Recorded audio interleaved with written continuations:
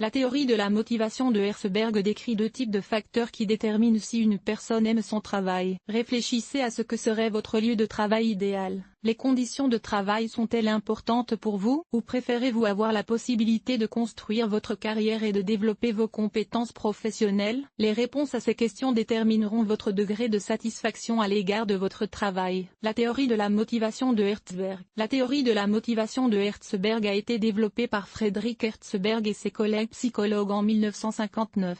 Leur principal objectif était de trouver des critères permettant de déterminer si les employés étaient satisfaits ou insatisfaits de leurs activités professionnelles. Il s'agissait également de comprendre pourquoi la productivité au travail augmentait ou diminuait. Pour obtenir des réponses, Herzberg et son équipe ont interrogé des employés d'une grande entreprise de peinture de Pittsburgh. Les participants devaient dire quand ils aimaient leur travail et dans quelles situations ils ressentaient des émotions positives. Ils devaient également décrire les situations où le travail ne leur procurait que des sentiments désagréables. En résumé, Herzberg a constaté que la satisfaction et l'insatisfaction dépendent respectivement de l'influence de facteurs internes et externes. Ces facteurs ont été classés en deux grands groupes, les facteurs d'hygiène et les facteurs de motivation. Les facteurs d'hygiène selon Herzberg. Selon la théorie de Herzberg, les facteurs d'hygiène sont les conditions environnementales dans lesquelles une personne doit travailler. Le scientifique a emprunté son nom à la médecine. Il illustre parfaitement son propos. Ces facteurs préservent la santé, mais ne l'améliore pas toujours. Voici une courte liste de facteurs d'hygiène politique et gestion à l'échelle de l'entreprise.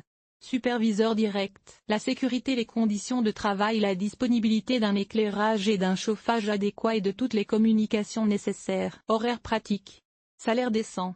Paiement des jours fériés. Possibilité de prendre des congés de maladie rémunérés. Diverses manifestations associées au programme social. Relations saines avec les collègues et les superviseurs. Contrôle du travail.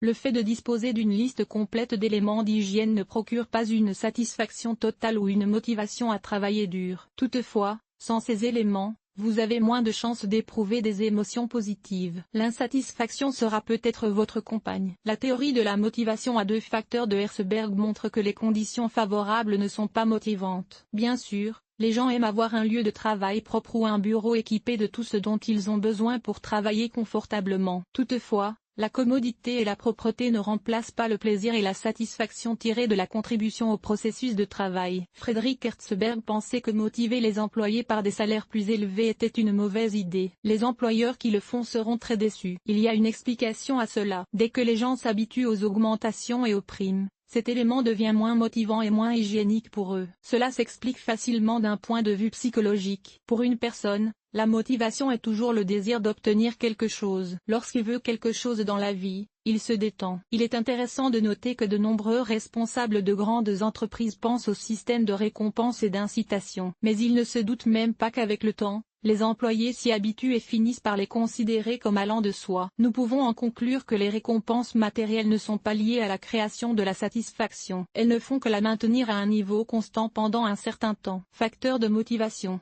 Dans la théorie des deux facteurs de motivation de Frédéric Herzberg, la motivation est directement liée à la nature du travail. Ils augmentent la satisfaction des personnes, améliorent leurs qualifications et les encouragent à se développer professionnellement. Selon la théorie des besoins de Herzberg, les facteurs de motivation sont les suivants. La réussite.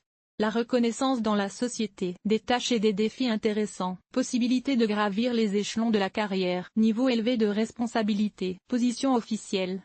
Chacun veut se sentir important et reconnu dans la société. Cela lui permet de s'améliorer et d'accroître ses compétences professionnelles. Les managers peuvent y contribuer en fournissant aux employés un retour d'information occasionnel sur la qualité du travail effectué. Les motifs d'action peuvent également être divers. Il est peu probable que la routine apporte de la satisfaction. Au contraire, la capacité à utiliser des approches créatives pour la mise en œuvre des tâches est une incitation à arriver à temps, à éviter les distractions et à s'améliorer. L'évolution de carrière et l'accroissement des responsabilités constituent la même motivation. L'essence de la théorie de la motivation Frédéric Herzberg. Ainsi, la théorie de la motivation de F. Herzberg présente deux affirmations: la satisfaction et l'insatisfaction au travail sont indépendantes l'une de l'autre.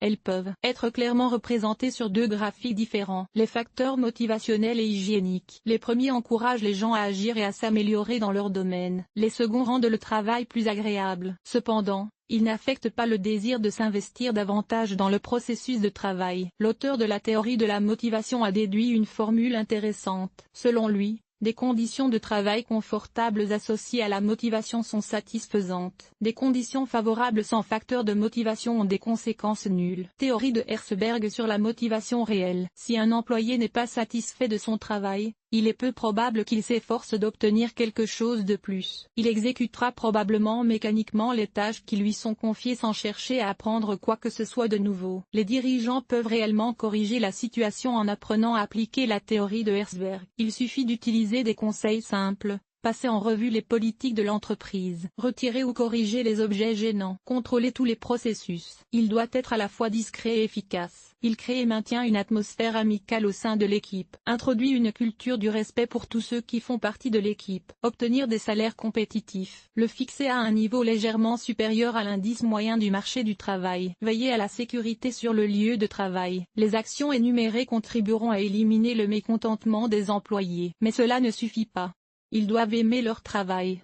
Comment y parvenir? Fixez à votre équipe des objectifs ambitieux, mais ils doivent être réalisables. Dans le cas contraire, les employés se lasseront rapidement et se désintéresseront du jeu. Montrez à quel point l'employé est précieux pour l'entreprise et parlez de ses réalisations. Confiez-lui des tâches intéressantes. Donnez plus de responsabilités à chaque employé. Donnez-lui la possibilité de gravir les échelons de sa carrière. Donnez-lui la possibilité d'apprendre et d'améliorer ses qualifications. Les dirigeants doivent trouver une approche individuelle pour chaque personne, aussi banale que cela puisse paraître. Pour l'un, c'est la motivation, pour l'autre, c'est la motivation. Conclusion.